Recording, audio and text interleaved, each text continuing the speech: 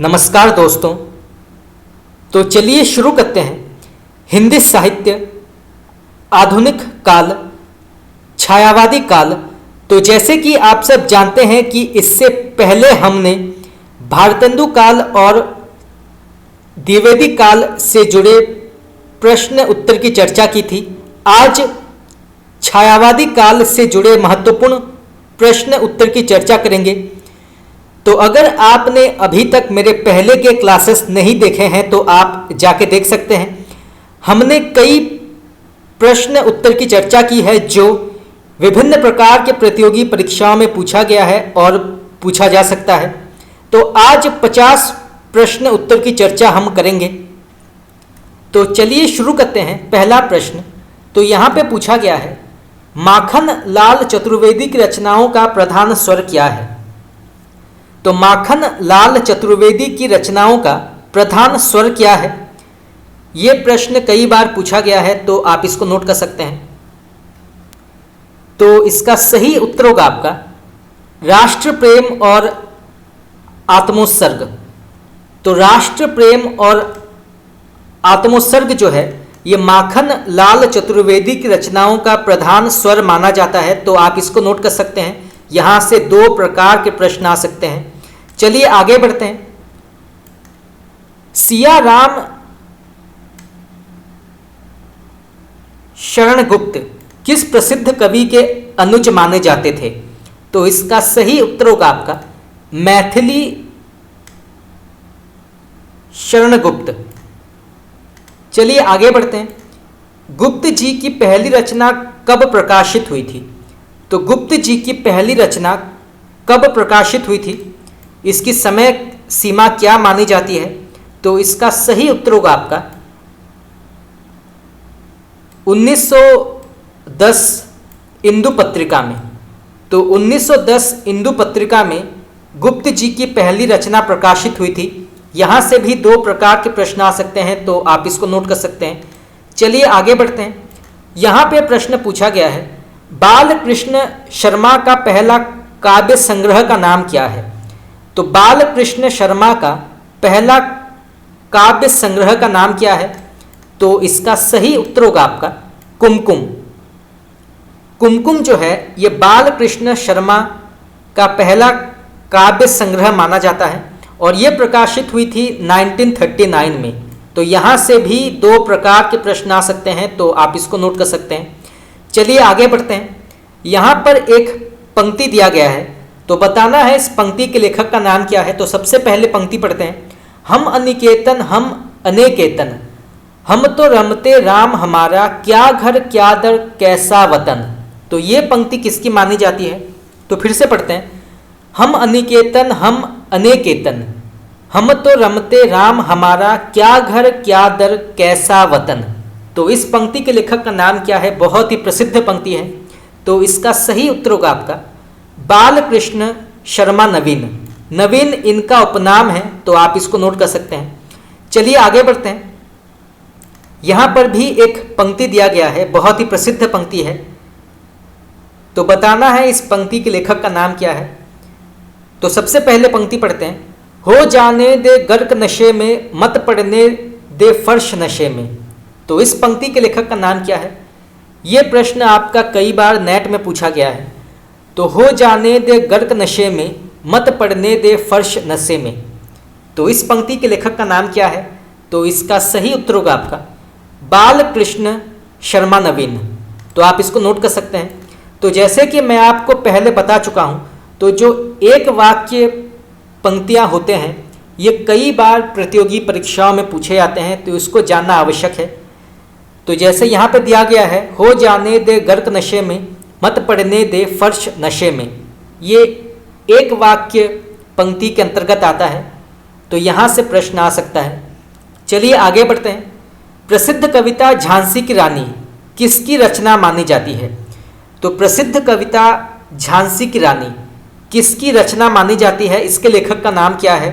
तो इसका सही उत्तर होगा आपका सुभद्रा कुमारी चौहान।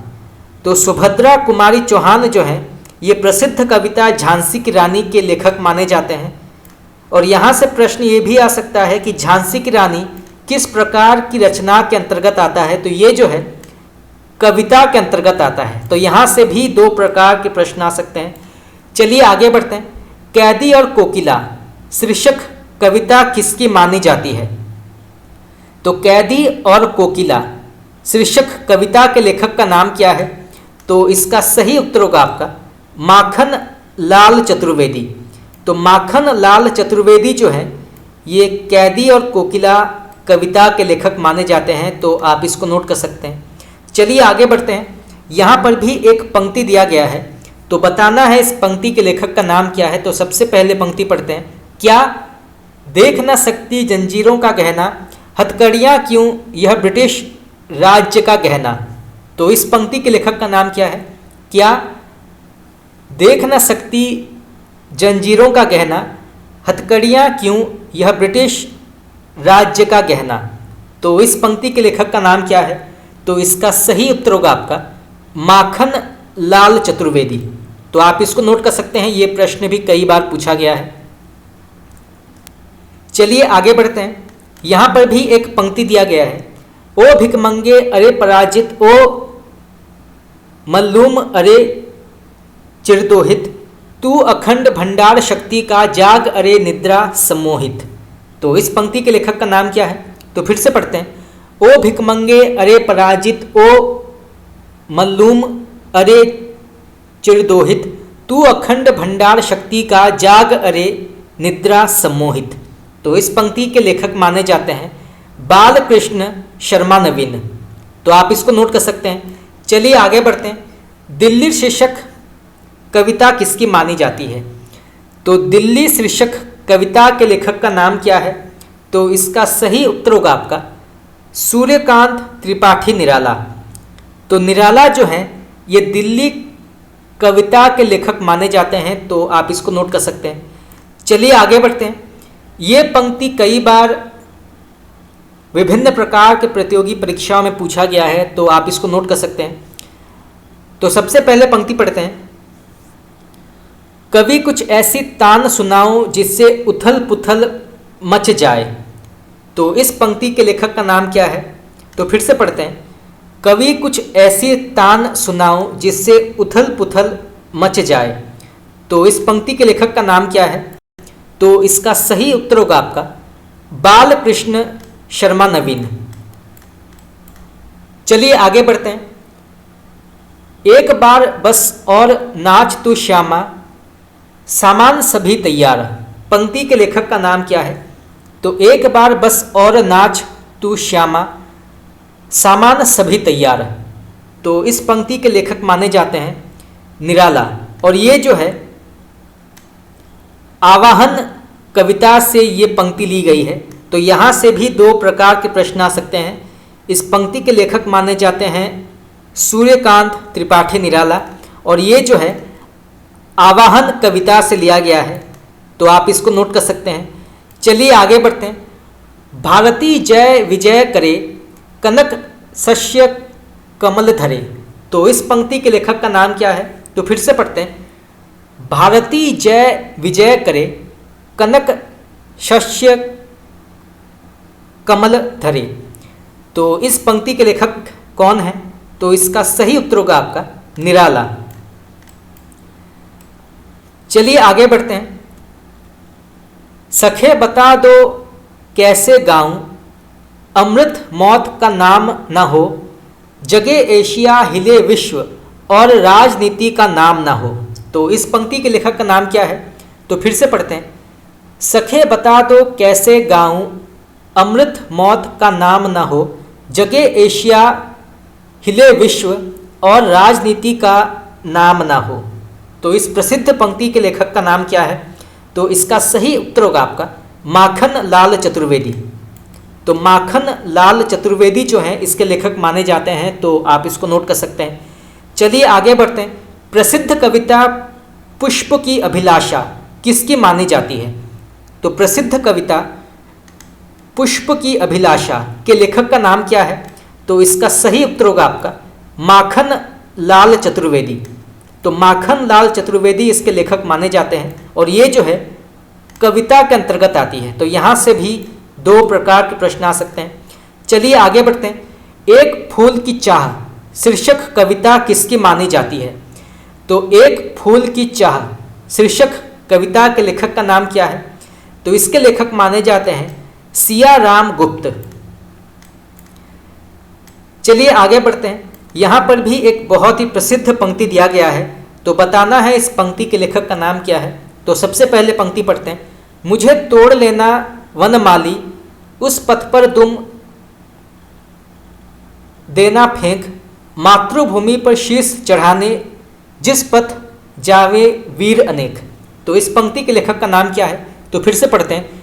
मुझे तोड़ लेना वनमाली, उस पथ पर तुम देना फेंक, मातृभूमि पर शीश चढ़ाने जिस पथ जावे वीर अनेक। तो इस पंक्ति के लेखक माने जाते हैं माखन लाल चतुर्वेदी।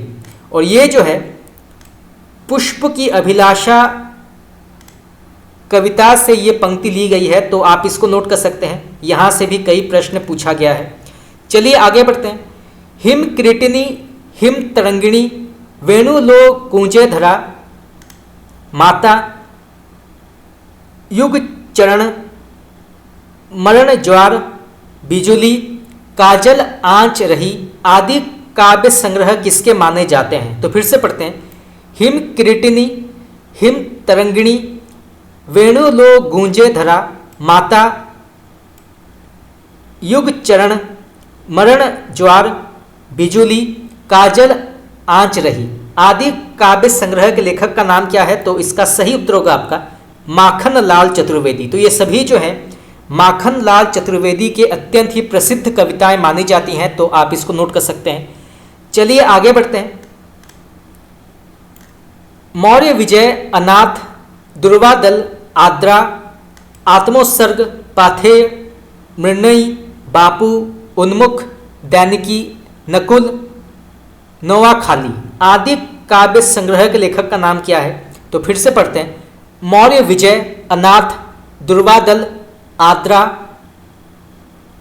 आत्मोत्सर्ग, पाथेय, मृण्मयी, बापू, उन्मुख, दैनिकी, नकुल, नोआखाली आदि काव्य ग्रंथ के लेखक का नाम क्या है?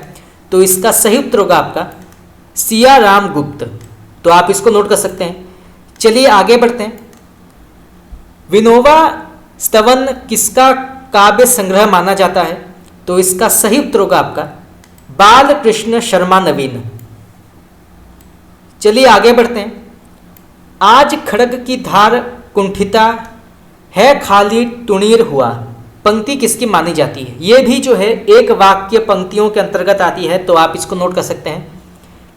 एग्जाम में ये पूछा जा सकता है। तो आज खड्ग की धार कुंठिता है खाली टुणीर हुआ, तो इस पंक्ति के लेखक का नाम क्या है? तो इसका सही उत्तर होगा आपका बाल कृष्ण शर्मा नवीन। चलिए आगे बढ़ते हैं।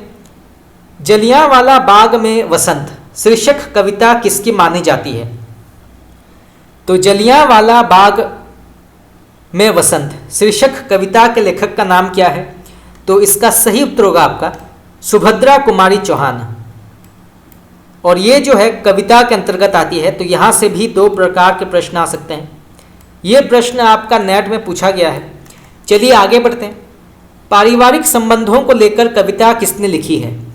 तो पारिवारिक संबंधों को लेकर कविता किसने लिखी है, उनका नाम क्या है? तो इसका सही उत्तर होगा आपका सुभद्रा कुमारी चौहान ने। तो सुभद्रा कुमारी चौहान पारिवारिक संबंधों को लेकर कविताएं लिखी हैं, तो आप इसको नोट कर सकते हैं। ये प्रश्न भी कई बार पूछा गया है। सुभद्रा कुमारी चौहान की कविताओं का प्रमुख वन्य विषय क्या है? तो सुभद्रा कुमारी चौहान की कविताओं का प्रमुख वन्य विषय क्या है, क्या माना जाता है? तो इसका सही उत्तर होगा आपका राष्ट्र प्रेम और पारिवारिक जीवन। तो राष्ट्र प्रेम और पारिवारिक जीवन जो है ये सुभद्रा कुमारी चौहान की कविताओं का प्रमुख वन्य विषय माना जाता है, तो आप इसको नोट कर सकते हैं। चलिए आगे बढ़ते हैं। मैं बचपन को बुला रही थी बोल उठी बिटिया मेरी, नंदन वन सी फूल उठी यह छोटी सी कुटिया मेरी। तो इस पंक्ति के लेखक का नाम क्या है? बहुत ही प्रसिद्ध पंक्ति है, तो आप इसको नोट कर सकते हैं। मैं बचपन को बुला रही थी बोल उठी बिटिया मेरी, नंदन वन सी फूल उठी यह छोटी सी कुटिया मेरी। तो इस पंक्ति के लेखक का नाम क्या है? तो इसका सही उत्तर होगा आपका सुभद्रा कुमारी चौहान। तो आप इसको नोट कर सकते हैं। चलिए आगे बढ़ते हैं। प्रसिद्ध राष्ट्रगान झंडा ऊंचा रहे हमारा जो 1924 में प्रकाशित हुई थी, इसके रचयिता का नाम क्या है?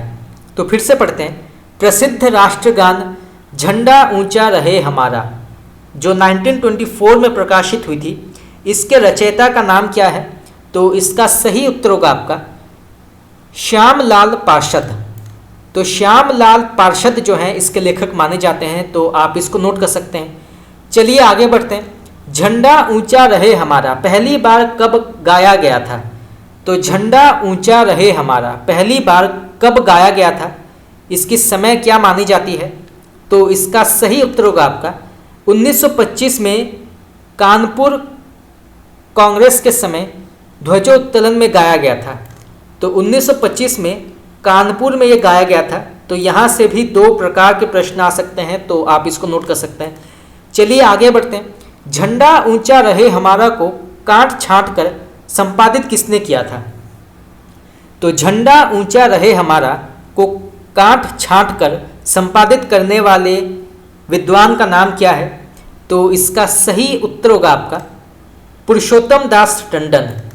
तो पुरुषोत्तम दास टंडन ने झंडा ऊंचा रहे हमारा राष्ट्रगान का काट छांट कर संपादन किया था। तो आप इसको नोट कर सकते हैं। ये प्रश्न आ सकता है। चलिए आगे बढ़ते हैं। यहां पर भी एक पंक्ति दिया गया है, तो बताना है इस पंक्ति के लेखक का नाम क्या है। तो सबसे पहले पंक्ति पढ़ते हैं। शैशव के सुंदर प्रभात का मैंने नव विकास देखा, यौवन की मादक लाली में यौवन का उल्लास देखा। तो इस पंक्ति के लेखक का नाम क्या है? तो फिर से पढ़ते हैं। शैशव के सुंदर प्रभात का मैंने नव विकास देखा, यौवन की मादक लाली में यौवन का उल्लास देखा। तो इस पंक्ति के लेखक का नाम क्या है? तो इसका सही उत्तर होगा आपका सुभद्रा कुमारी चौहान। चलिए आगे बढ़ते हैं। आचार्य रामचंद्र शुक्ल ने छायावाद का प्रवर्तक किसे माना है? तो आचार्य रामचंद्र शुक्ल ने छायावाद का प्रवर्तक किसे माना है? उनका नाम क्या है? तो इसका सही उत्तर होगा आपका मुकुटधर पांड्य और गुप्त जी।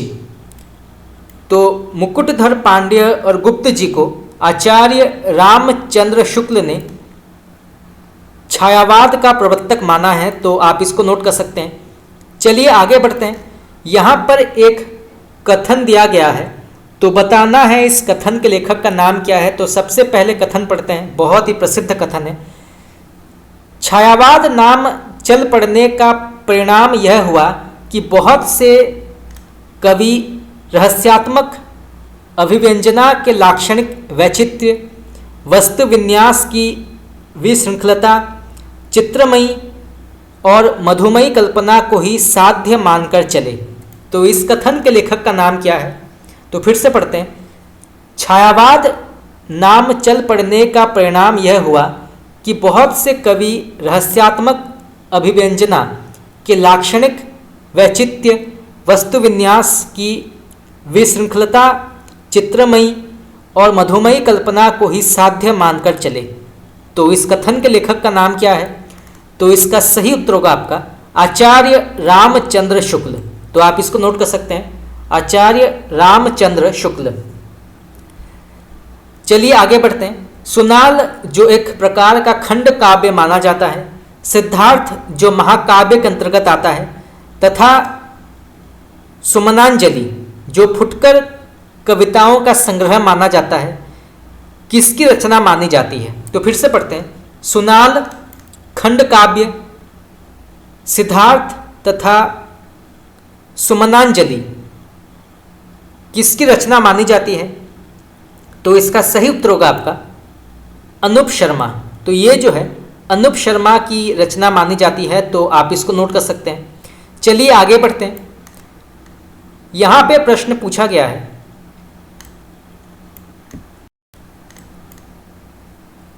कल्लोलिनी और नवोदिता किसके काव्य संग्रह माने जाते हैं? तो कल्लोलिनी और नवोदिता किसके काव्य संग्रह माने जाते हैं? तो इसका सही उत्तर होगा आपका श्री जगदम्बा प्रसाद हितैषी। तो श्री जगदम्बा प्रसाद हितैषी जो है ये नवोदिता और कल्लोलिनी काव्य संग्रह के लेखक माने जाते हैं, तो आप इसको नोट कर सकते हैं। चलिए आगे बढ़ते हैं। नलन नरेश महाकाव्य के अंतर्गत आता है। मन के मोती, नव निकुंज, काव्य कानन आदि किसकी काव्य कृतियां मानी जाती है? तो नल नरेश जो महाकाव्य के अंतर्गत आता है, आप इसको नोट कर सकते हैं। मन के मोती, नव निकुंज, काव्य कानन आदि काव्य कृतियों के लेखक का नाम क्या है? तो इसका सही उत्तर होगा आपका पुरोहित प्रताप नारायण। तो पुरोहित प्रताप नारायण जो हैं ये इस काव्य कृतियों के लेखक माने जाते हैं, तो आप इसको नोट कर सकते हैं। चलिए आगे बढ़ते हैं। यहाँ पर एक पंक्ति दिया गया है, तो बताना है इस पंक्ति के लेखक का नाम क्या है। तो सबसे पहले पंक्ति पढ़ते हैं। दीन दरिद्रों के देहों को मेरा मंदिर मानो, उनके आत्र उसासों को ही वंशी का स्वर मानो। तो दीन दरिद्रों के देहों को मेरा मंदिर मानो, उनके आत्र उसासों को ही वंशी का स्वर मानो। तो इस पंक्ति के लेखक का नाम क्या है? तो इसका सही उत्तर होगा आपका तुलसीराम शर्मा दिनेश। दिनेश इनका उपनाम है, तो आप इसको नोट कर सकते हैं। तो दीन दरिद्रों के देहों को मेरा मंदिर मानो, उनके आत्र उसासों को ही वंशी का स्वर मानो। इसके लेखक हैं तुलसीराम शर्मा दिनेश। चलिए आगे बढ़ते हैं। त्रेता के दो वीर किसकी काव्य कृति मानी जाती है?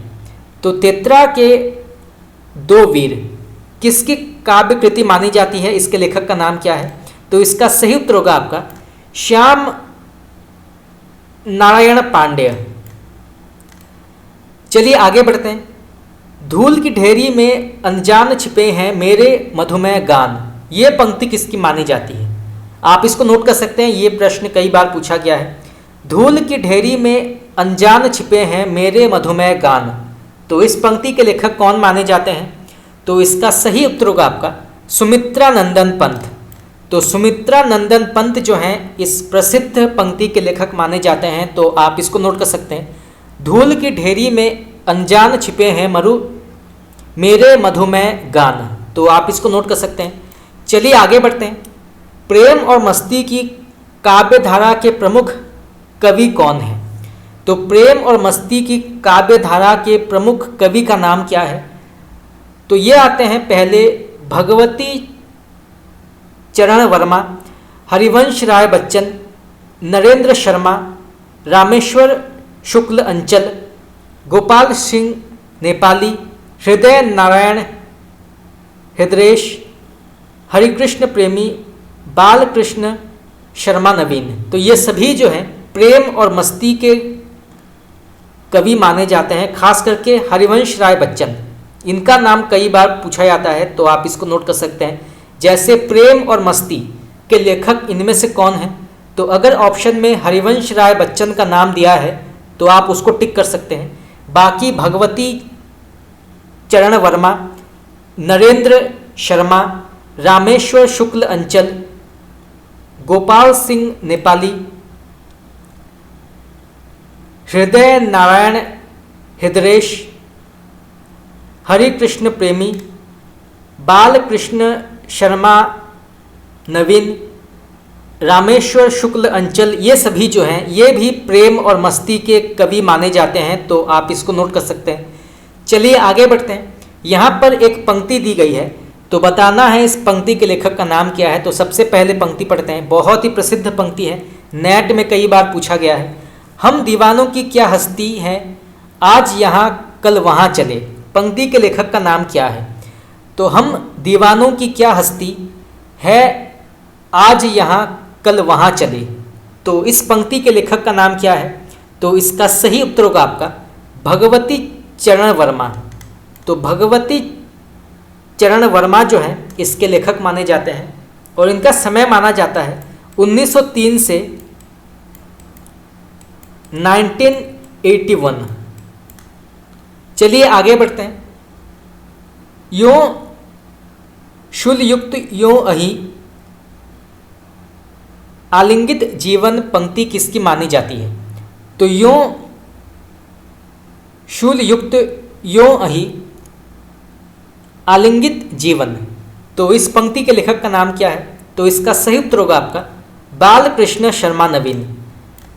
चलिए आगे बढ़ते हैं। मधुशाला, मधुबाला, मधुकलश किसकी काव्य कृति मानी जाती है? तो मधुशाला, मधुबाला, मधुकलश किसकी काव्य पंक्ति मानी जाती है? इसके लेखक का नाम क्या है? तो इसके लेखक माने जाते हैं हरिवंश राय बच्चन। शूल फूल, कर्णफूल, प्रभात फेरी, प्रवासी के गीत आदि किसकी काव्य कृति मानी जाती है? तो फिर से पढ़ते हैं। शूल फूल, कर्णफूल, प्रभात फेरी, प्रवासी के गीत आदि किसकी कविता मानी जाती है? तो इसका सही उत्तर होगा आपका नरेंद्र शर्मा। चलिए आगे बढ़ते हैं। गोपाल सिंह नेपाली का प्रथम काव्य संग्रह का नाम क्या है? तो गोपाल सिंह नेपाली का प्रथम काव्य संग्रह का नाम क्या है? ये प्रश्न भी कई बार पूछा गया है, तो आप इसको नोट कर सकते हैं। तो इसका सही उत्तर होगा आपका उमंग। तो उमंग जो है ये गोपाल सिंह नेपाली का प्रथम काव्य संग्रह माना जाता है और ये प्रकाशित हुई थी 1934 में। चलिए आगे बढ़ते हैं। आह अंतिम रात वह बैठी रही, तुम पास मेरे, शीश कंधे पर धरे धन, कुंतलों में गात घेरे, क्षीण स्वर में कहा था अब कब मिलोगे।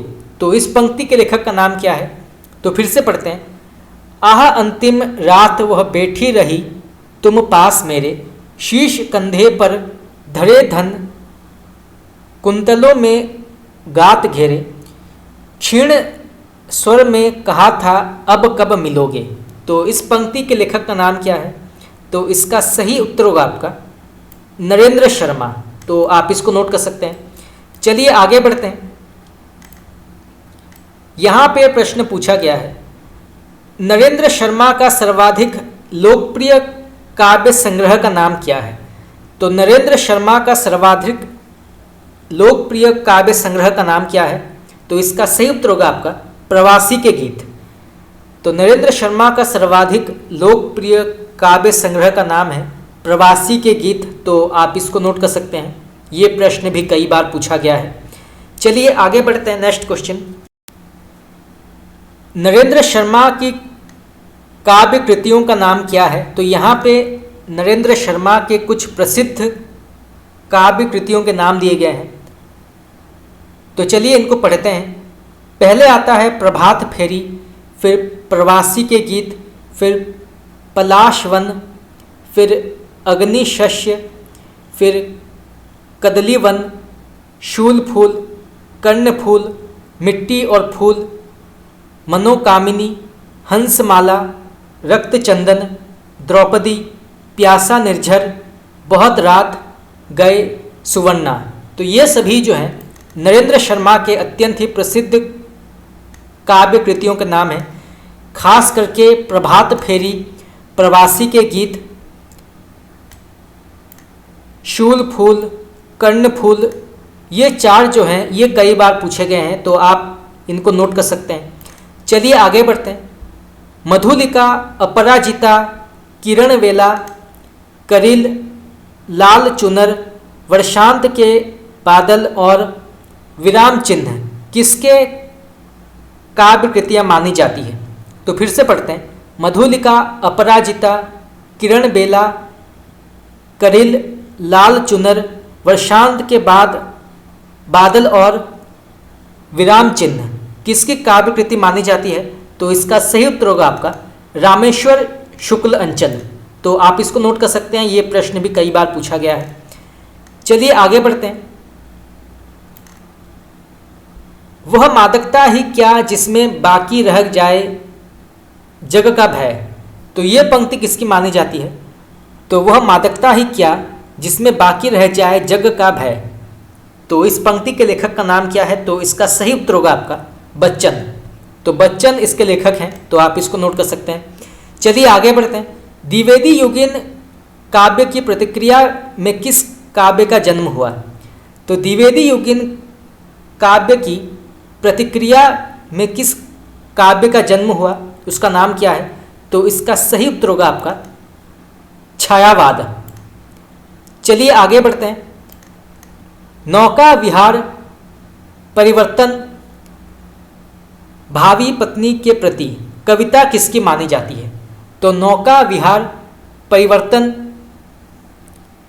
भावी पत्नी के प्रति कविता के लेखक का नाम क्या है, तो इसका सही उत्तर होगा आपका सुमित्रा नंदन पंत।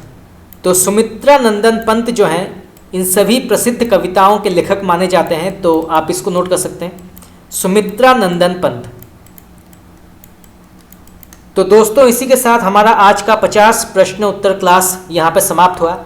आगे हम और भी प्रश्न उत्तर की चर्चा करेंगे, जिसमें प्रगतिवाद, प्रयोगवाद, साठोत्तरी कविता, नई कविता, इनकी चर्चा भी हम करेंगे। परंतु आज के लिए इतना ही। अगर आप लोगों को मेरा क्लास पसंद आया तो आप मुझे कमेंट करके बता सकते हैं। आपका बहुत बहुत धन्यवाद।